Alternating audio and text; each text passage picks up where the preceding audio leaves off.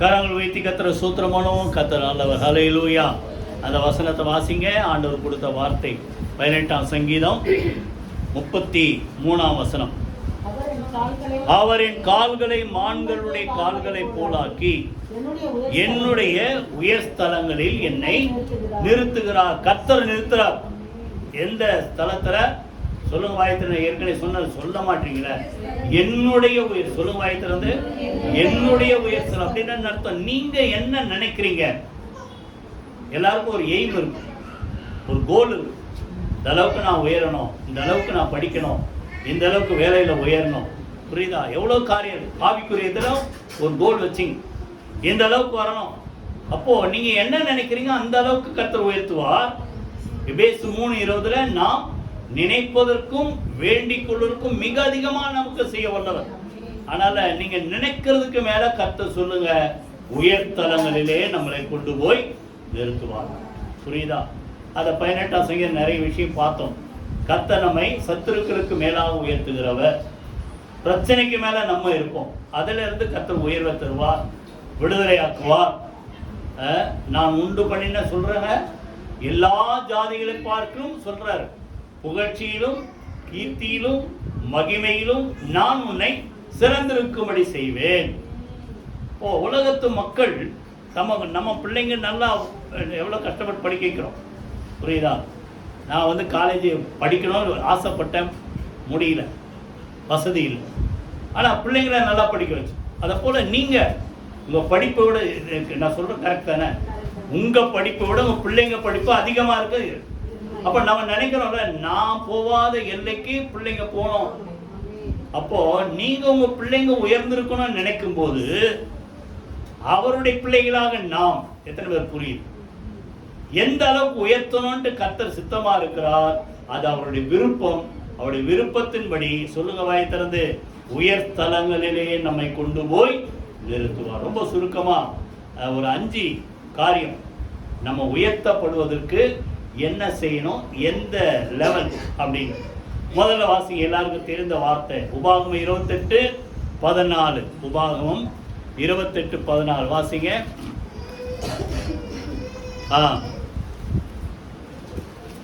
உபாகமம் 28:14. இன்று நான் உனக்கு விதிக்கிற உன் தேவனாகிய கர்த்தரின் கட்டளைகளை கை கொள்ளவும் அவைகள்படி நடக்கவும் அவைகளுக்கு செவி கொடுத்து வந்தால் கர்த்தர் உன்னை வாளாக்காமல் தலையாக்குவார், நீ கீழாகாமல் மேலாம். 18ஆம் சங்கீதத்துல என் மேல் எழும்பினவர்களை சொல்லுங்க என் கீழ் மடங்க பண்ணினேன். இப்போ கர்த்தர் உங்களை என்ன செய்வார்? உங்களை யார் தலன்னு நினைக்கிறாங்களோ அவங்கள கர்த்தர் என்ன செய்வார்? நமக்கு கீழாகும். நீ கீழாகாமல் நீ மேல வருவ. நீ வாளா இருக்க மாட்ட, நீ என்ன செய்வ? தலை. அப்படின்னா நீ தான் என்ன செய்வ? லீட் பண்ணுவ. கர்த்தர் உன்னை அந்த அளவுக்கு உயர்த்துவார். ஆனா ஒண்ணு யாருன்னா அவர் சொன்ன வார்த்தைகள், சொல்லுங்க வாய் திறந்து, அவர் சொன்ன வார்த்தை கேட்டு செவி கொடுத்து அவைகளின்படி நடந்து அவைகளை கை கொண்டார்.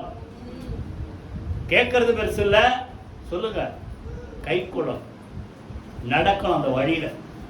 அவர் வழிகளில் நடக்கிறவன் எவனோ அவன் பாக்கியவான். புரியுதா? எல்லாமே சொல்லுங்க அதை கை கொண்டாதான், அதை நடந்தா கர்த்தர் சொல்றாரு உங்களை என்ன செய்வேன் உயர். 1ஆம் வசனம் 2ஆம் வசனம் அப்படித்தான் போடும். இப்பொழுது சொல்லப்படும் ஆசீர்வாதம்லாம் உன் மேல பலிக்கும். எப்போ? உன் தேவனா கர்த்தருடைய சத்தத்துக்கு செவி கொடுக்கும் போது. புரியுதா? 1ஆம் வசனத்துல இந்த கட்டளையின்படி செய்ய நீ கவனமாயிருக்கும்படி அவர் சத்தத்துக்கு உண்மையா செவி கொடுத்தால் உன் தேவனா கர்த்தர் பூமியில் உள்ள சகல ஜாதிகளிலும் உன்னை சொல்லுங்க வாயை திறந்து மேன்மையாக வைப்பார். சத்துருக்களுக்கு மேன்பாக உயர்த்துகிறவர் சொல்றாரு. அடுத்தது 9ஆம் வசனத்துல சொல்றாரு, வாசிங்க. அவர் வார்த்தையின்படி நடக்கும்போது அவர் உனக்கு ஆணையிட்டபடி உன்னை தமக்கு பரிசுத்த ஜனமாக நிலைப்படுத்துவார். உன்னை ஸ்டெபிலைஸ் பண்ணுவார், நிறுத்துவார். அவர்னா அப்போ நம்மளை பார்க்கிற மக்கள் இவங்க யாருன்னு சொல்லுவாங்க? அவருடைய ஜனம் என்று மற்றவர்கள் அறிந்து கொள்ளத்தக்க வகையில கர்த்தர் உன்னை என்ன செய்வார்? நிலைப்படுத்துவார். அடுத்து சொல்றாரு 10ஆம் வசனத்துல அவருடைய கர்த்தருடைய நாமம் உனக்கு தரிக்கப்பட்டது என்று பூமியின் ஜனங்கள் எல்லாம் கண்டு உனக்கு பயப்படுவார்கள். நீங்க எத்தனை பேரை பார்த்து பயப்படாதீங்க. இந்த வார்த்தைப்படி, ஆண்டவர் வார்த்தையின்படி நீங்க நடந்து கை கொண்டால், புரியுதா? கர்த்தர் சொல்றாரு, உன்னை பார்த்து பூமியின் ஜனங்கள், சொல்லுங்க, சொல்ல பயமா இருக்கா? சொல்லுங்க, உன்னை பார்த்து பூமியின் ஜனங்கள் பயப்படுவார்கள். 11 சொல்றாரு, அடுத்தது, எல்லா வேலையிலும் பரிபூர்ண நன்மை உண்டாக கட்டளையிடுவார். நீங்க என்ன வேலை செய்றீங்கன்னு பெருசு இல்லை, அந்த வேலையில ஆசீர்வாதத்தை யார் கொடுக்கணும்? கர்த்தர் கொடுக்கணும். அதான் முக்கியம். எப்படி? குறையால, அறகுறையால, கொஞ்சம் இல்ல, எப்படி? பரிபூர்ண, வாயத்தில் சொல்லுங்க, பரிபூர்ண நன்மை உண்டாக கட்டளையிடுவார். அடுத்து சொல்றாரு, ஏற்ற காலத்தில் உன் தேசத்திலே மழை, அதாவது எந்தெந்த நேரத்தில் உனக்கு என்ன செய்யணுமோ அதை கர்த்தர் செய்வார். அடுத்தது, நீ கையிட்டு செய்யும் வேலையெல்லாம் ஆசீர்வதிக்க கர்த்தர் உனக்கு தமது, சொல்லுங்க, நல்ல பொக்கிஷ சாலையா எதை திறப்பாரா? வானத்தை திறப்பார். வாயத்தை சொல்லுங்க, கர்த்தர் வானத்தை திறந்தேன்னு சொல்ல மாட்டீங்களா? வானத்தை திறந்து ஆசீர்வதிப்பார். அப்போ நீ அநேக ஜாதிகளுக்கு சொல்லுங்க, நீ கடன் கொடுப்பாய், நீயோ கடன் வாங்காதிருப்பாய். இதெல்லாம் சொல்லிட்டு இந்த வார்த்தையை திருப்பி ரிமைண்ட் பண்றாரு. இதன்படி நீ நடந்தா கர்த்தர் உன்னை வாளாக்காமல் தலையாக்குவார். சொல்லுங்க, நீ கீழாகாமல் மேலாம். ஒன்னே ஒண்ணு, அவர் வார்த்தையின்படி நடக்கும் எப்பவுமே. நல்லா கவனி. உடனே அவருடைய வார்த்தை ரொம்ப கஷ்டம் நினைக்காதீங்க. அந்த அவர் மேல அன்பா இருந்தா அவர் வார்த்தையை கை கொள்ளுங்க. சொல்லுங்க, பிள்ளைங்களுக்கு நிறைய இன்ஸ்ட்ரக்ஷன்லாம் கொடுப்பீங்க. இப்படி பண்ணு, அப்படி பண்ணு. தாய் தகப்பன பிள்ளைங்க நேசிச்சா, எங்க அப்பா சொல்லிட்டாரு, நான் அப்படிதான் செய்வேன். நேசிச்சா செய். ஒரு வசனம் வாசி, 1 யோவான் 5:3 யாராவது வாசி. 1 யோவான் நிருபம் 5:3 வாசிங்க.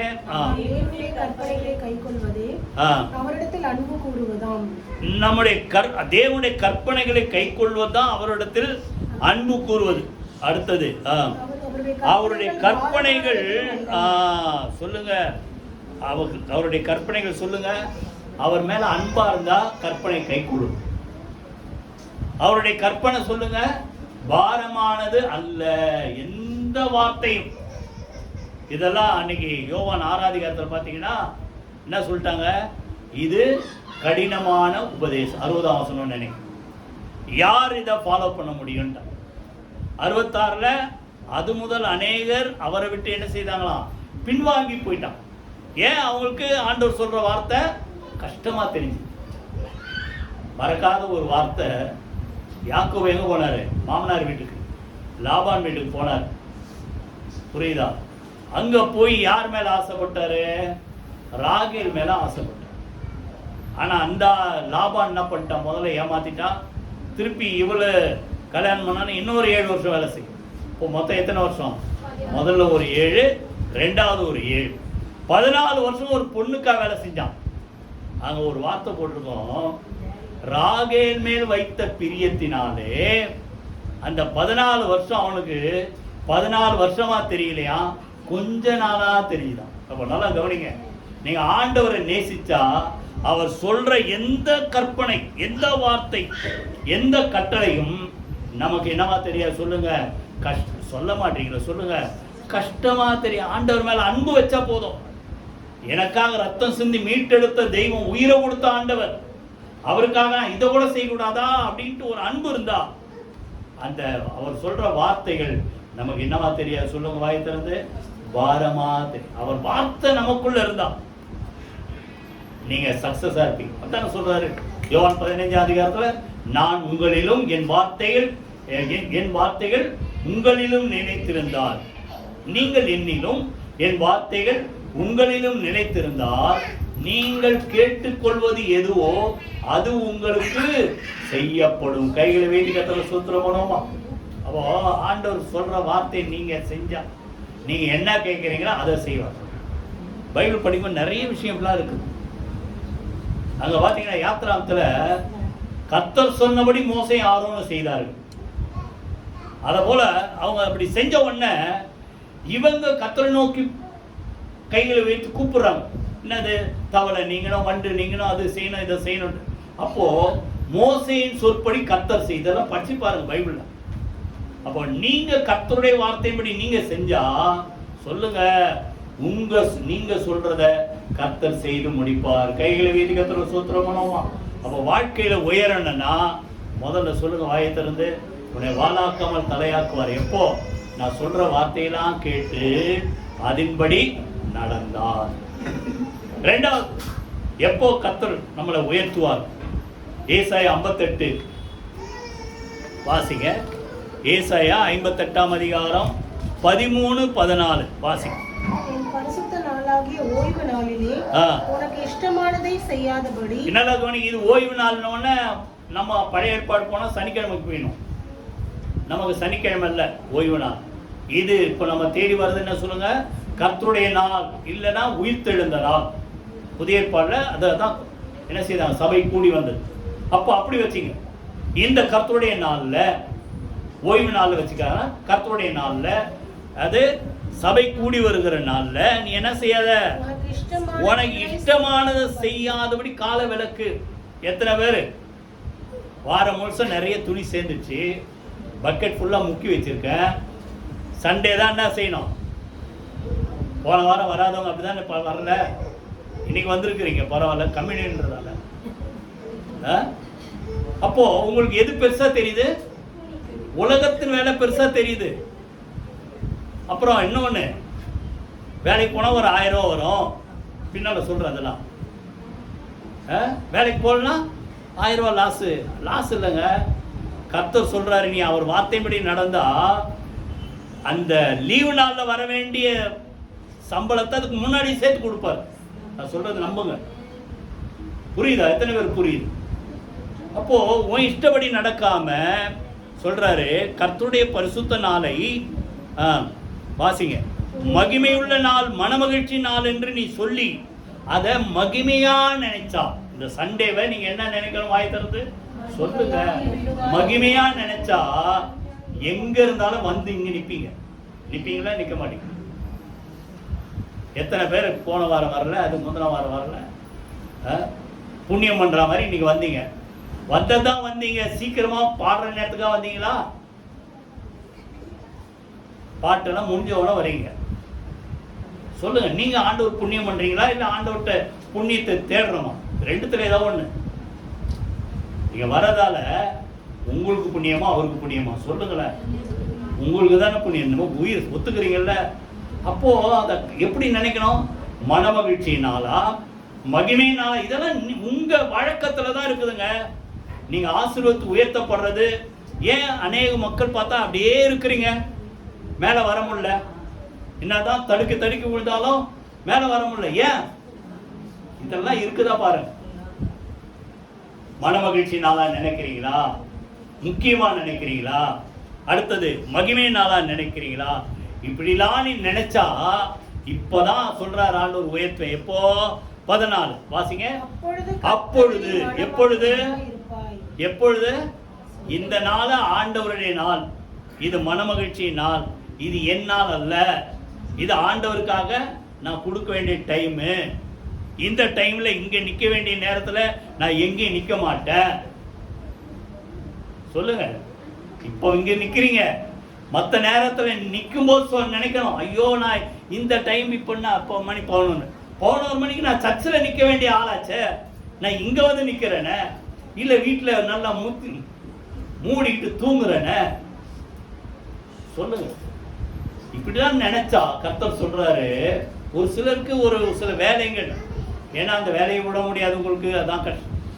அப்போ வந்துதான் ஆகணும் அப்படின்னா பரவாயில்ல, இன்னைக்கு போடலாம் பரவாயில்ல அப்படின்னா நீங்க வந்துடணும். வேலைக்கும் போகாம எத்தனை பேர் வீட்டுல தூங்குற ஆள் இருக்கு? சரியா? இப்படிலாம் நினைச்சா, அதாவது இத மகிமையா நினைச்சா கர்த்தர் சொல்றாரு, அப்பொழுது உயர்ந்த இடங்களில் உன்னை ஏறி இருக்கும்படி எங்க செய்வாரா? சொல்லுங்க. இருக்கிறதுல பெரிய உயரமான இடங்கள். வாயத்தர சொல்லுங்க. அதாவது நீங்க நினைக்கிறதுக்கு மேல கர்த்தருடைய உயரம் பெருசு. அதான் நான் மறுபடியும் சொல்லிட்டேன், நாம் நினைப்பதற்கும் நாம் வேண்டிக் கொள்வதற்கும் மிக அதிகமா நமக்கு செய்ய வல்லவர். அப்போ பூமியில உயர்ந்த ஸ்தானம் எதுவோ அந்த இடத்துல உங்களை என்ன செய்வார் சொல்லுங்க? ஏறி இறக்க பண்ணுவார். கையில வைத்து கர்த்தரை ஸ்தோத்திரம் பண்ணுமா. ஆண்டவர் சொல்றாரு, கற்பனையில ஒரு கற்பனை என்னது? ஓய்வு நாளை பரிசுத்தமாய் ஆசரிப்பாயாக. உடனே இது ஓய்வு நாள் என்றாதீங்க, அதை நான் முதல்ல சொல்லிட்டேன். ஏன்னா ஆண்டவருக்கு ஓய்வு தேவை. 31 அதிகாரம் இப்போ யாத்திரா 31:17 யாரோ ஒருத்தர் வாசிங்க. யாத்திராகமும் 31:17.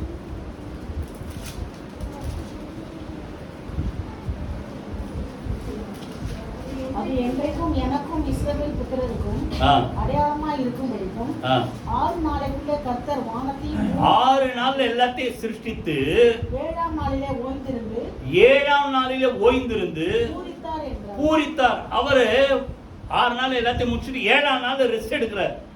ஓய்ந்திருந்து சந்தோஷப்படுறார். பார்க்கிறார், நம்ம இப்போ உட்கார்ந்தாலும் நல்லா இருக்கும். எத்தனை பேர் புரியுது? நீங்க என்ன ஆண்டவர் மேல பெரியவரா? சொல்லுங்க. அவர் ஓய்ந்திருந்து பூரித்தார். பழைய ஏற்பாடுல இப்பெல்லாம் அப்படி இருந்தா எத்தனை பேர் அடி வாங்கி செத்துரு வந்துடல. சரியா? பயப்படாதீங்க. என்ன 15 அதிகாரத்தை நீங்க எடுத்து படிச்சு பாருங்க. ஓய்வு நாள்ல விறகு பொறுக்கலாம், வேற ஒண்ணும் பண்ணலங்க. பெரிய வேலை எதுவும் செய்யல. எங்க போயிட்டான்? விறகு பொறுக்க போயிட்டான். அவனை புடிச்சு வச்சுக்கிட்டாங்க. புடிச்சு வச்சுக்கிட்டு இவனுக்கு என்ன தண்டனை? ஆண்டவர் சொல்றாரு, அவனை என்ன செய்? ஜனங்கள் என்ன செய்? கல் எறிந்து கொல்லணும். இந்த கட்டளை மாத்திரம் இப்போ என்ன சொல்றது, இந்த ரூல்ஸ் இப்ப இருந்தா என்ன ஆகும்? எத்தனை பேர் உயிரோடு இருக்கும் தெரியல. விட்டுருங்க. நம்ம மேல இறக்கமா சரி பரவாயில்ல படிச்சுட்டு போன்னு விட்டாரு. அது ஒண்ணு விட்டுறேன். இன்னொன்னு நிறைய பேர் என்ன நினைக்கிறாங்க, அதாவது கவர்மெண்ட்டே ஒரு சில லீவு கொடுத்தனா வந்துடணும். ஒரு சில டியூட்டி வந்து எப்பவுமே உனக்கு ஞாயிற்றுக்கிழமை லீவு கேட்காத, நீ ஏதாவது ஒரு மாசத்துல ஒரு ஞாயிற்றுக்கிழமை வந்துரு அப்படின்னா வேற வழி இல்லை, நீங்க அங்க நிக்கணும். சரியா? அது கூட ஆண்டவர் மன்னிப்பார். இப்போ வந்தா இங்க உங்களால வர முடியும். புரியுதா? வரலன்னா ஒரு 1000 ரூபாய் 1200 ரூபாய் ஏதோ ஒரு 700 ரூபாய் 800 வச்சுங்க, குறைஞ்ச சம்பளமே வச்சுங்களேன், கிடைக்கும். நீங்க அதை மிஸ் பண்றீங்கன்னு நினைச்சா அதை நீங்க மிஸ் பண்ணல. இப்போ வாசிங்க. யாத்திராகமம் 16:29. யாத்திராகமம் 16:29 வாசிங்க.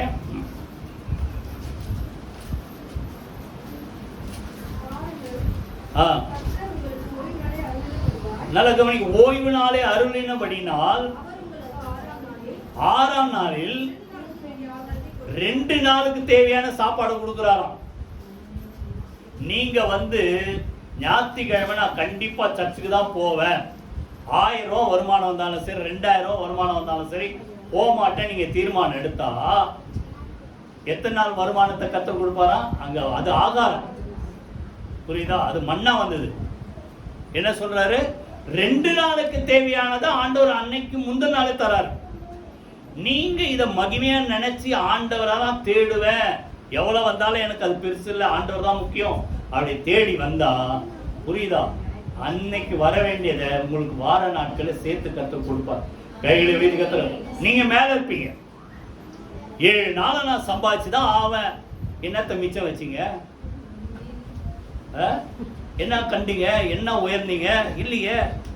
அப்போ நான் சொல்றதெல்லாம் கொஞ்சம் நினைச்சு பாருங்க, செஞ்சு பாருங்கன்ற, மகிமையா நினைச்சு பாருங்க. கர்த்தர் உங்களை எங்க கொண்டு போய் நிறுத்துவார். இப்போ மறக்காதீங்க அந்த வார்த்தை, பூமியின் சொல்லுங்க, உயர்ந்த இடத்திலே உன்னை கொண்டு போய் நிறுத்துவார். முதல்ல என்ன பார்த்தோம் சொல்லுங்க, அவர் வார்த்தைப்படி நடக்கணும். 2வது, கர்த்தருடைய நாள்ல அவரை முதலாவது தேடி அவருக்கு மகிமை செலுத்துங்க. 3வது, சங்கீதம் 37 37-34 வாசிங்க. சங்கீதம் 37-34. உயர்த்துகிற தேவன், நீ கர்த்தருக்கு காத்திருந்து அவருடைய வழியை கைக்கொள், அப்பொழுது நீ பூமியை சுதந்தரித்துக் கொள்வதற்கு அவர் உன்னை உயர்த்தும். நல்லா கவனிங்க. 3வது சொல்றாரு, உயர்த்தணும்னா அந்த வழியை காத்துக்கொள்ள, அதெல்லாம் நம்ம ஏற்கனவே பார்த்துட்டோம். ரெண்டாவது இதில் முக்கியமான என்ன நல்லா மூணாவது விஷயம் நல்லா கவனிங்க. கர்த்தருக்கு சொல்லுங்க காத்திருந்து அவர் உயர்த்துற வரைக்கும் சொல்லுங்க வாய் திறந்து கர்த்தருக்கு காத்திருக்காம குறுக்கு வழியில நீங்களா ஏதாவது போனா போய் எங்கேயா மோதிக்கும். கர்த்தருக்கு காத்திரு. இன்னும் சொல்ல போனா அவர் தருகிற வேலைக்கு டைம் சொல்லுங்க வாய் திறந்து அவருடைய சொல்றாருல்ல அற்புதம் உடனே செஞ்சிருக்கிறார்ல காணா ஒரு கல்யாண வீட்டுல திராட்சை ரசம் இல்ல தெரியாத அவருக்கு என்ன சொல்றாரு, என் வேலை என் டைம் இன்னும் வரலன்றாரு. என் வேலை இன்னும் வரவில்லை. அப்போ அவருடைய டைமுக்கு நீங்க காத்திருந்தா கர்த்தர் சொல்றாரு அந்த ஏற்ற காலத்திலே கர்த்தர் உங்களை நிச்சயமா சொல்லுங்க உயர்த்துவார். கைகளை வைத்து கர்த்தர் சூத்திரம் பண்ணுவோமா? அதில் பார்த்தீங்கன்னா நிறைய விஷயம் இருக்கு. நேரம் இல்லாதல மேலோட்டமா சுருக்கமா மாத்திரம் சொல்ற கவனிங்க. உன் 6ஆம் வசனம் வாசி. உன் நீதியை வெளிச்சத்தை போல உன் நியாயத்தை பட்ட பகலை போல. என் நியாயம் யாருக்கு தெரியுதுன்னு நினைக்காதீங்க, கர்த்தருக்கு தெரியும். நம்ம நியாயத்தை வெளிப்படுத்துவார். கர்த்தர் நீதி செய்கிற தேவன். அவருக்கு காத்திருக்கிறவர்கள் சொல்லுங்க பாக்கியவான்கள். சரியா? அப்போ உன்னுடைய நீதியை வெளிச்சத்தை போல பட்ட பகலை போல வெளிப்படுத்துவார். அடுத்து சொல்றாரு 7ஆம் வசனத்துல கர்த்தரை நோக்கி அமர்ந்து அவருக்கு காத்திரு, வெயிட் பண்ணுன்றாரு. அவர் டைம் என்ன சொல்றாரு, காரிய சித்தி உள்ளவன் மேலும் தீவினைகளை செய்கிற மனுஷன் மேலும் எரிச்சல் ஆகாத. நமக்கு கிடைக்க வேண்டிய இன்னொருத்தர் கிடைச்சிச்ச உடனே கோவப்படாத, நீ வெயிட் பண்ணு. புரியுதா? நீண்ட நாள் காத்திருக்கிறது என்ன செய்யுமா, இருதயத்தை இழைக்கப்படும். ஆனா விரும்பினது வரும்போது ஜீவ வரும். அப்போ வெயிட் பண்ணி கிடைச்சா அது ரொம்ப மகிமையா இருக்கும். அவசரப்பட்டு ஏதாவது கிடைச்சா போதும்னு நினைச்சா அது அவ்வளவு சூப்பரா இருக்காது. புரியுதா? வெயிட் பண்ணி பாருங்க. கர்த்தர் கொடுக்கிற வேலையில கர்த்தர் கொடுக்கும் போது அது எப்படி இருக்கும் சொல்லுங்க, மகிமையா இருக்கும். சொல்றாரு பின்னால அடுத்து சொல்றாரு 9ஆம் வசனம், பொல்லாதவர்கள் அறுப்புண்டு போவார்கள் கர்த்தருக்கு காத்திருக்கிறோ. 8ஆம் வசனத்தில் கோபத்தை நெகிழ்ந்து உக்கிரத்தை விட்டு கோபம் வருது, தோல்வி ஏமாற்றம் கிடைக்கல, என்ன வருது வந்தா கோபம். இதெல்லாம் விட்டுரு. அவருடைய வேலைக்கு வாய்த்தர சொல்லுங்க திருப்பி, அவருடைய வேலைக்கு நீ காத்துரு. கர்த்தர் ஏற்ற காலத்துல நிச்சயமா உன்னை என்ன செய்வார், பூமியை சுதந்திரித்துக் கொள்வதற்கு உன்னை என்ன செய்வார் சொல்லுங்க, உயர்த்துவார். 1 பேதுரு 5ஆம் அதிகாரம் 5ஆம் வசனம் 6ஆம் வசனம் பற்றி பாருங்க. ஏற்ற காலத்திலே தேவன் உங்களை உயர்த்தும்படிக்கு சொல்லுங்க, அவருடைய பலத்த கரத்துக்குள் அடங்கி இருங்க. கர்த்தர் உயர்த்துற வரைக்கும் வெயிட் பண்ணுங்கன்றார். நீங்களும் அவசரப்பட்டு ஏதாவது பண்ணாதீங்க. கர்த்தர் உயர்த்தும் போது அது மகிமையா இருக்கு. இப்பதான் அந்த வசனம் ஏசாயால நான் சொன்ன பாருங்க, கர்த்தர் நீதி செய்கிறது. 30ஆம் அதிகாரம் யாரும் எடுத்தீங்கன்னா எடுத்து வாசிங்க. 30:18 30:18 யாராவது ஒருத்தர் வாசிங்க. ஏசாயா 30:18. நல்லா கவனிங்க. உங்களுக்கு இறங்கும்படி கர்த்தர் காத்திருப்பார், உங்கள் மேல் மனதுருக்கும்படி எழுந்திருப்பார். கர்த்தர் நீதி செய்கிற தேவன், அவருக்கு காத்திருக்கிறவர்கள் நீங்க அவருக்கு அவர் டைம் வெயிட் பண்ண நீங்க பாக்கியவான். அதிலேயே இன்னொரு ரகசியத்தை சொல்றாரு, உங்களுக்கு இறங்கும்படி சொல்லுங்க அவர் காத்திருக்கிறார். எத்தனை பேர் புரியுது? அப்படின்னா என்ன அர்த்தம், உங்களுக்கு அந்த டைம்ல ஒண்ணு தரணும்ட்டு கர்த்தர் வெயிட் பண்றார். அவசரப்பட்டு கொடுக்கல, அவர் கையில இருக்குது. அந்த டைம் வரும்போது கர்த்தர் அதை கொடுக்கும்போது அது எப்படி இருக்கும், வாயத்துல சொல்லுங்க, மகிமையா இருக்கும். கையில வேதி கர்த்தர் சூத்திரமா. அதனால அவருடைய டைமுக்கு காத்துருங்க. ஏற்ற காலத்திலே கர்த்தர் நிச்சயமா சொல்லுங்க உயர்த்துவார். யாரு?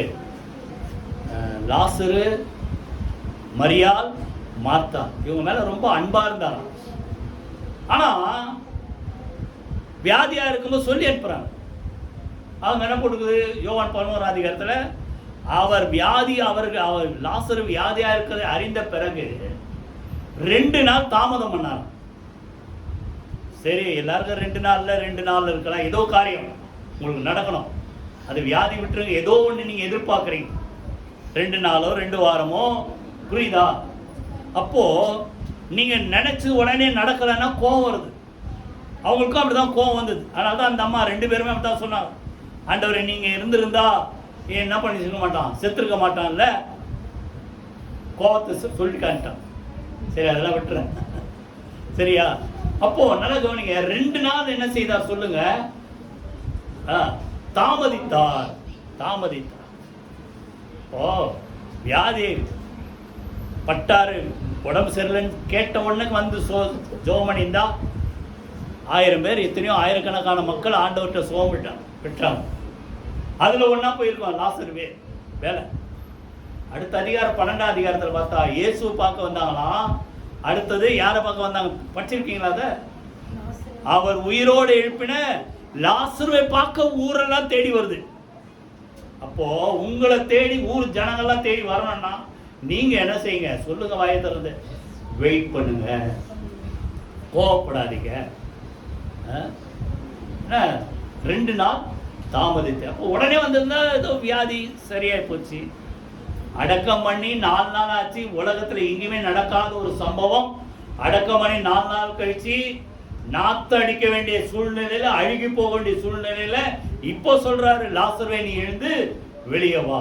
வெளியே வந்தவன கர்த்தருடைய நாமம் அங்கே சொல்லுங்க மகிமைப்பட்டது. இயேசுவையும் பார்க்க வந்தாங்க, சொல்லுங்க வாயை திறந்து, லாசருவையும் பார்க்க வந்தாங்க. அப்போ உங்களை தேடி ஜாதி ஜனங்க வர்ற அளவுக்கு உங்க வாழ்க்கையில மகிமையான காரியத்தை செய்யணும்னா சொல்லுங்க, வாயை திறந்து சொல்லுங்க, கர்த்தருடைய வேலைக்கு என்ன செய்யுங்க, காத்திருங்க. அவர் காத்திருக்கிறார், உங்களுக்கு தரணும்ட்டு அவர் வெயிட் பண்றார். நீங்க அவசரப்பட்டு புடிங்கிடாதீங்க. இதெல்லாம் கற்பனை இல்லை, நான் சொல்றேன், புரியுதா? நீங்க அவர் டைமுக்கு வெயிட் பண்ணுங்க. கர்த்தர் வருகிற அந்த வேலையில கர்த்தர் நிச்சயமா சொல்லுங்க. அப்போ எப்படி இருக்கணுமா, அந்த லாசரை பார்க்க ஜனங்களாம் வந்த மாதிரி உங்க வாழ்க்கையில கர்த்தர் செய்த அதிசயத்தை பார்த்து ஜனங்க என்ன சொல்லுவாங்க தெரியுமா? இது கர்த்தராலே ஆயிட்டு, சொல்லுங்க, இது நம்முடைய கண்களுக்கு ஆச்சரியமா இருக்கு சொல்லுவோம். அந்த வசனம் வாசிங்க. நேத்து ரெகுலரா படிக்கும்போது அந்த வசனத்தை படிச்சேன். மார்க் 12ஆம் அதிகாரம், மார்க் 12ஆம் அதிகாரம் 10-11 வாசிங்க. மார்க் 12:10-11. வீடு கட்டுகிறவர்கள் ஆகாதென்று தள்ளின கல்லே, அதாவது நீங்க வர வேண்டிய இடத்துல நீங்க வராதபடிக்கு உங்களை யாரோ தள்ளிட்டா வச்சுங்க. ஏதோ ஒன்று நடக்குது, நீங்க தள்ளப்பட்டீங்க. ஆனா அது இன்னொரு இடத்துல சொல்லுங்க மூளைக்கு, அதான் கார்னர் ஸ்டோன், அதான் முக்கியமான கல்லு. இது ஆண்டவருக்கு கொடுத்த வார்த்தை. இருந்தாலும் அவர் வழியில நீங்க நடந்தா அவர் பிள்ளையாக உங்களுக்கு அதான் நடக்கும். யார் உங்களை தள்ளுறாங்களோ, புரியுதா? எத்தனை பேர் புரியுது? புரியுதா? வேறொரு இடத்துல இந்த மூளைக்கல் தான் வேணும்னு கத்த தேடி வர வைப்பார். கை வைதி கத்தர சூத்திரம் மூலமா மூளைக்கல், அது தலைக்கு மூளைக்கல் ஆயிற்று. அப்படி நடக்கும்போது சொல்லுங்க என்ன சொல்லுவாங்களா? அது 11, அது கர்த்தராலே ஆயிற்று. அது நம்முடைய கண்களுக்கு, ஆமா, ஜாதி ஜனங்கள் சொல்ற அளவுக்கு கர்த்தர் உங்களை உயர்த்துவார். கைகளை வீசி, இதெல்லாம் நம்மளால இல்ல, நம்மளால இல்ல. அந்த தலைக்கல்லை அவன் கொண்டு வர. அப்படின்னா அர்த்தம், ஆண்டவரை சார்ந்து கொண்டால் அதற்கு கிருபை உண்டாவதாக, கிருபை உண்டாவதாக என்று சொல்லுவார்கள். அந்த சகரியால இதெல்லாம் நான் சொல்றேன் 4ஆம் அதிகாரத்தில். பலத்தினாலும் அல்ல, பராக்கிரமத்தினாலும் அல்ல, என்னுடைய ஆவியினாலேயே ஆகும் என்று கர்த்தர் சொல்லுகிறார். நீங்க ஆண்டவர் நம்பி காத்திருந்தா கர்த்தர் செய்வார். இப்போ ஜனங்களா சொல்லுவாங்க, இது அவ யாரால வந்து சொல்லுங்க, கர்த்தரால் ஆயிற்று. நம்முடைய கண்களுக்கு ஆச்சு. எத்தனை பார்த்தோம்? 3. அவர் டைமுக்கு காத்திருங்க. 4வது ரொம்ப சுருக்கமா ஒரு 2 பார்த்து முடிச்சிருவோம். ஏசாயா 33 15-16 வாசி. 33ஆம் அதிகாரம் 15ஆம் வசனம் 16ஆம் வசனம். நீதியாய் நடந்து செம்மை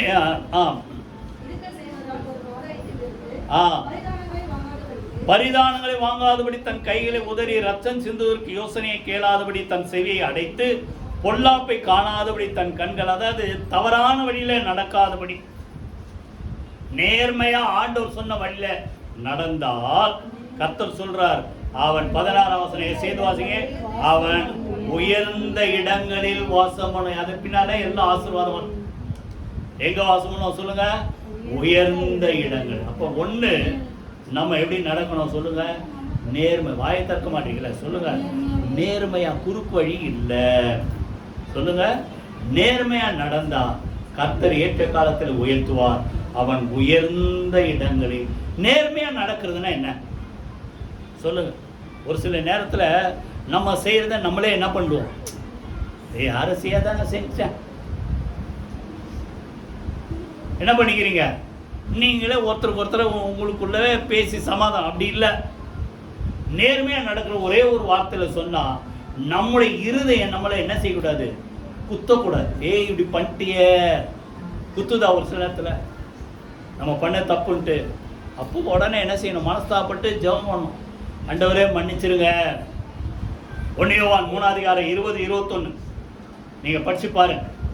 நம்முடைய இருதயம் நம்மை குற்றவாளி என்று தீர்க்காதிருந்தால், புரியுதா, நாம் தேவனிடத்தில் கேட்டுக்கொள்கிறதை அவரால் என்ன செய்வோம் சொல்லுங்க? பெற்றுக்கொள்வோம். கைகளை வீதி கத்திர சோத்திரம் போனோம். அப்போ நேர்மையா நடக்கிறதுனா முதல்ல நம்ம மனசுக்கு நம்ம என்ன செய்யணும்? சுத்தமா இருக்கும். நம்ம மனசு நம்மளை என்ன செய்யக்கூடாது? குற்றவாளி என்று தீர்க்கக்கூடாது. அப்படி ஒருவேளை நம்ம இருதயம் நம்மளை குத்துச்சுன்னா முதல்ல அது சரி பண்ணும். புரியுதா? 15 அதிகாரத்தில் யார் அவர் இங்க மேல போய் நிற்பான்? கைகளில் சுத்தம் உள்ளவன், மாயையாய் ஆணையிடாதவன், தவறானதை பேசாதவன். இன்னொன்று முக்கியம், அடுத்தவன் சொல்ற தவறான வார்த்தையை எடுக்காதவன். இதான் முக்கியம். நீங்க நிறைய பேரு நீங்க பேச மாட்டீங்க, ஆனா அடுத்தவன் ஏதாவது தப்பா சொல்லிட்டா அதை பிடிச்சிக்க. இப்படி சொல்லிட்டான், இப்படி சொல்லிட்டான். 15ஆம் அதிகாரம் சங்கீதம் அப்படி இருக்குல்ல. அடுத்தவன் சொல்லும் அந்த தவறான வார்த்தையை ஏற்காதவன், எடுக்காதவன். இப்போ இப்படிலாம் நம்ம ஜாக்கிரதையா நம்மளை நேர்மையா நம்ம இருதயம் நம்மளை குற்றவாளி என்று தீர்க்காதபடிக்கு நம்மளை காத்து கொண்டால் நம்மளை எங்க கொண்டு போய் நிறுத்துவாராம்?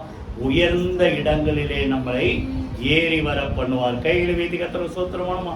எத்தனை பார்த்தோம்? முதல்ல சொல்லுங்க, அவர் வழியில நடக்கும். ரெண்டாவது, இந்த கர்த்தருடைய நாளை மகிமையா நினைச்சு அதுக்கு முதலிடம், அவருக்கு முதலிடம். மூணாவது சொல்லுங்க, அவருடைய வேலைக்கு காத்திருக்கணும். நாலாவது, நேர்மையா நடக்கணும். கடைசி 5வது 27ஆம் சங்கீதம் 27ஆம் யார் கர்த்தர் உயர்த்துவார்? வாசிங்க 27ஆம் சங்கீதம் 4 வாசிங்க. கர்த்தரிடத்தில் ஒன்றை நான் கேட்டேன், அதே நான் நாடுவேன். நான் கர்த்தருடைய மகிமை பார்க்கும்படியாக, அவருடைய ஆலயத்தில் ஆராய்ச்சி செய்யும்படியாக, நான் என் ஜீவனுள்ள நாளெல்லாம் கர்த்தருடைய ஆலயத்தில் தங்கி இருப்பதையே நாடுவேன். தீங்கு நாளில் அவர் என்னை தம்முடைய கூடாரத்தில் மறைத்து, என்னை தமது கூடார மறைவிலே ஒளித்து வைத்து, என்னை கன்மலையின் மேல் உயர்த்துவார். இப்பொழுது என் தலை என்னை சுற்றிலும் இருக்கு. சேர்ந்து வாசிங்க. என் தலை என்னை சுற்றிலும் இருக்கிற என் சத்துருக்களுக்கு மேலாக உயர்த்தப்படும். நீ உயர்ந்திருக்கிறியா? சத்துரு உயர்ந்திருக்கிறானா பாருங்க. நம்ம உயர்த்தப்படணும்னா சத்துருக்களுக்கு மேலாக தலையை கர்த்தர் உயர்த்துவார். உயர்த்துற வரைக்கும் அவர் எங்க மறைக்கிறாரா? அவருடைய கூடாரத்துல மறைத்து வைத்து, ஒளித்து வைத்து. அது பாத்தீங்கன்னா இங்கிலீஷ்ல ஒரு வார்த்தை கன்சீல்டு அப்படின்னு. யாருக்கும் தெரியாம நம்மளை வைப்பார். ஒரு சில நேரத்தில் பார்த்தீங்கன்னா ஏதாவது ஒரு சில பார்த்தா பில்டிங் திடீர்னு நிற்கும். இவ்வளோ நாள் இது கட்டுறதே தெரியலையே, ஆனால் நிற்பாங்க. அந்த பில்டிங்க்கு மேலே பெருசாக மறைவு, இந்த டின் ஷீட்டு அது இதே தான் போச்சு பறச்சு உள்ள ரகசியமாக வேலை நடக்குது. திடீர்னு அந்த தடுப்பில் எடுத்து பார்த்தா அவங்க அழகாக ஒரு பில்டிங் நிற்கும். அதை போல ஏற்ற காலத்தில் நீங்கள் உயர்த்தப்படுகிற வரைக்கும் அவர் என்ன செய்கிறார் சொல்லுங்க? உங்களை ஒழித்து மறைத்து வைக்கிறார். ஒன்று யாரை உயர்த்துவாராம் சொல்லுங்க? ஜீவனுள்ள நாளெல்லாம். வாயத்தில் சொல்லுங்களேன். ஜீவனுள்ள நாளெல்லாம் அவருடைய மகிமை பார்க்கும்படி அவருடைய ஆலயத்தில் தங்கி இருப்பதையே நாடுவேன். அன்னால் அங்க புதிய பாடல் ஒரு அம்மா 84 வயசு விதவை. இந்த மாணவனாலாம் இரவும் பகல் தேவனுடைய ஆலயத்தை விட்டு நீங்காமல் ஆராதனை செய்து கொண்டிருந்தார். நம்ம இங்க இப்ப இருக்கிறதுல யாருமே 84 வயசு இல்லை. நீங்க உடனே சொல்லிட்டாதீங்க 84 வயசு ஆயிடுச்சு நானும் வந்து படுத்துருவேன் ஆலயத்தில், அப்படி இல்லை. புரியுதா? அவங்க என்ன சொல்றாரு தாவீது, ஜீவனுள்ள நாளெல்லாம் கர்த்தருடைய ஆலயத்தில் தங்கி இருப்பதையே நாடுவேன். யார் இந்த தேவனுடைய ஆலயத்தை மகிமையா நினைக்கிறீங்க, முக்கியமா நினைக்கிறீங்க? உங்களதான் பார்த்து கேட்கிறேன். அப்படி நினைச்சா கர்த்தர் உங்களை என்ன செய்வார்? சத்துருக்களுக்கு மேலாக உங்கள் தலையை சொல்லுங்க உயர்த்துவார். யோசுவா பார்த்து ஆண்டவர் சொல்றாரு, யோசுவா எல்லா ஜனங்களுக்கு முன்பாக சொல்லுங்க, நான் உன்னை என்ன செய்வேன்? மேன்மைப்படுத்துவேன் சொல்றாரா? நான் உன்னை என்ன செய்வேன்? மேன்மைப்படுத்துவேன். ஏன் ஏன் அங்க போட்டு யாத்ரா 33:10 நானே சொல்லிடுறேன். 33:11 அந்த யோசுவா என்கிற வாலிபன் ஆசரிப்பு கூடாரத்தை விட்டு நீங்காதிருந்தான். 84 வயசானதான் இல்லைங்க. யோசுவா நல்ல வாலிப பிள்ளை, வாலிப வயசு. அவன் எங்க இருக்கிறான்? ஆசரிப்பு கூடாரத்திலே இருக்கிறான். கர்த்தர் அதை பார்த்தாரு. அதுக்கப்புறம் மோசே ஜெபம் பண்றாரு, எப்பா நீ வந்து கானான் தேசத்துக்கு போக மாட்டே, புரியுதா? நான் என்ன செய்வேன்? தூதனை அனுப்பி எல்லாத்தையும் பார்த்துக்குவேன் அப்படின்ன உடனே அப்போ மோசே ஜெபம் பண்றாரு. இதெல்லாம் எங்க இருக்கு? என்ன ஆகமத்தில் இருக்கும்? 27 அதிகாரம். மோசே ஜெபம் பண்ற, ஆண்டவரே இதெல்லாம் பங்கிடுவதற்கு ஒரு ஆளை என்ன போல இன்னொரு ஆளை எழுப்பணும்னு உடனே அப்பதான் ஆண்டவர் சொல்றாரு, உன்னுடைய ஊழியக்காரனாகிய யோசுவாவை கூப்பிட்டு உன்னுடைய கணத்துல அவனுக்கு கொஞ்சம் கொடு. புரியுதா? ஆவியை பெற்ற அந்த மனிதனாகி யோசுவாவை அழைத்து உன்னுடைய கணத்துல அவனுக்கு கொஞ்சம் கொடு. அவனே என்ன செய்வான்?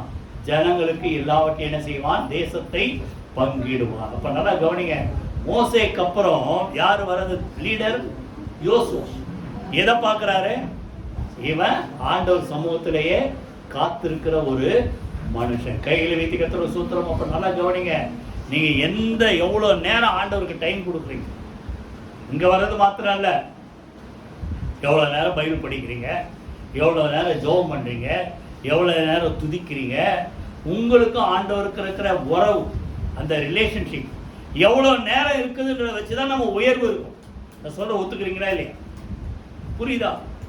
இவன் அதிகமா ஆண்டவரோட செலவு பண்ணதாலதான் அடுத்த லீடர்ஷிப் 6,03,550 பேர் அங்க 20 வயசுக்கு மேல இருக்கிற ஆண்கள், 20 வயசுக்கு கீழே இருக்கிற பிள்ளைங்க, பெண்கள், அப்புறம் லேவி கோத்திரம் அதுல கவுண்ட்ல வரல 22,000 பேர். அது இப்படி கணக்கெல்லாம் நீங்க எடுத்து படிச்சு பாருங்க.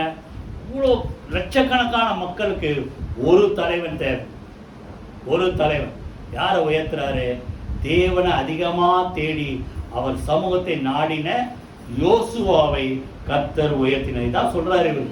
நான் தேவனுடைய ஆலயத்துல இரவும் பகலும் தங்கி இருப்பதை நான் நாடுவேன். அப்போ கர்த்தர் என்ன செய்வார்? சத்துருக்களுக்கு மேலாக என் தலையை உயர்த்துவார். எல்லாரும் எழுதுன கர்த்தரை துதிப்போமா?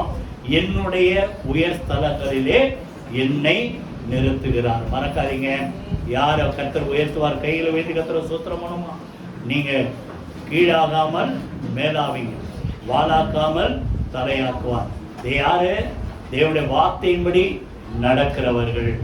இரண்டாவது சொல்லுங்க, இந்த கர்த்தருடைய நாளை மகிமையா நினைச்சு அதிகமா ஆண்டவருடைய சமூகத்தை நீங்க செலவு பண்ணி அவரை தேடி வருகிறது நிமித்தம் உங்களை கர்த்தர் சொல்றார், பூமியின் உயர்ந்த ஸ்தானங்களிலே ஏறி வர பண்ணுவார். மூணாவது நம்ம பார்த்தோம், கர்த்தருடைய டைம், அவருடைய வேலைக்கு காத்துருங்க, குறுக்கு வழியில போவாதீங்க. கர்த்தர் உங்களுக்காக மகிமையானது தரும்படி காத்திருக்கிறார். அவர் கொடுக்கிற வரைக்கும் காத்துருங்க, கர்த்தர் மகிமையானது செய்வார். நாலாவது சொல்லுங்க, குறுக்கு வழியில போவாதபடிக்கு நேர்மையா அவருடைய வழியில நீங்க நடக்கணும். அஞ்சாவது, தேவ பிரசன்னத்தை அதிகமாய் தேடுகிறவர்களை கர்த்தர் சத்துருவுக்கு மேலாக தலையை உயர்த்துவார். அப்படியே கர்த்தரை துதிப்போமா? கரங்களை உயர்த்தி கர்த்தரை சூத்திரம் பண்ணுவோமா? எதுல நீங்க குறைவ சொல்லுங்க, ஆண்டவரே இன்னும் அதிகமா நான் வேதத்தை வாசிக்கணும், வேதத்தின்படி நடக்கணும், இன்னும் அதிகமா ஆண்டவரே இந்த ஞாயிற்றுக்கிழமை ஒரு நாள் மிஸ் பண்ணாதபடிக்கு ஆலயத்தை தேடி வரணும், ஆண்டவரே இன்னும் அதிகமா நம்முடைய சமூகத்தில் நான் மகிழ்ந்து களி கூறணும், இப்படியா கர்த்தரை சூத்திரம் பண்ணுங்க. கர்த்தருடைய வேலைக்கு நான் காத்திருக்கிறேன். கர்த்தர் அற்புதத்தை செய்வீராக. கரங்களை வைத்து எப்படி கர்த்தரை துதிப்போ, கரங்களை வைத்து கர்த்தரை சூத்திரம் பண்ணுமோ. நன்றி தகப்பனே, நீ கொடுத்த வார்த்தைக்காக நன்றி செலுத்துகிறோம். என்னுடைய உயர் ஸ்தலங்களிலே என்னை கொண்டு போய் நிறுத்துகிறார் சொன்ன வார்த்தை முடியும். மக்கள் எந்தெந்த காரியத்துல எந்தெந்த இடத்துல ஆண்டவரே அவர்களுக்கு உயர்வை தர கர்த்தர் சித்தமா இருக்கிறீரோ அந்த அளவு கர்த்தர் உம்முடைய பிள்ளைகளை உயர்த்துவீராக. இந்த வார்த்தைப்படி நடக்க உதவி செய்யுங்க ஆண்டவரே. கர்த்தாவே, இந்த ஞாயிற்றுக்கிழமை ஆராதனை மிஸ் பண்ணாதபடி ஒவ்வொரு நாளும் சமூகத்தை அதிகமா காத்திருக்கிற மக்களாக, எல்லாத்துக்கும் மேல கர்த்தருக்கு செய்கிற வரைக்கும் உம்முடைய வேலைக்கு காத்திருக்கிற மக்களாக நேர்மையாய் நடக்க கர்த்தர் அனுக்கிரக செய்வீராக. ஒவ்வொரு மக்களின் குடும்பங்களை கர்த்தரபடியாக ஆசீர்வதி. இயேசு கிறிஸ்துவின் ஜீவனுள்ள ஜெயமுள்ள நாமத்தில் ஜெபிக்கிறோம் நல்ல பிதாவே. ஆமென், ஆமென். நம்முடைய கர்த்தராகிய இயேசு கிறிஸ்துவின் கிருபையும் பிதாவாகிய தேவனுடைய அன்பும் பரிசுத்த ஆவியானவருடைய அந்யோன்ய ஐக்கியமும் நம் அனைவரோடு சகல பரிசுத்த அனைவரோடும் ஆண்டவராகிய இயேசு கிறிஸ்து மட்டும் இருப்பதாக. ஆமென். என் ஆத்துமாவே கர்த்தரை ஸ்தோத்திரி, என் முழுமையுடைய பரிசுத்த நாமத்தை ஸ்தோத்திரி. என் ஆத்துமாவே கர்த்தரை ஸ்தோத்திரி, அவர் செய்த சகல உபகாரங்களை மறவாதே. ஆமென், ஆமென். God bless you.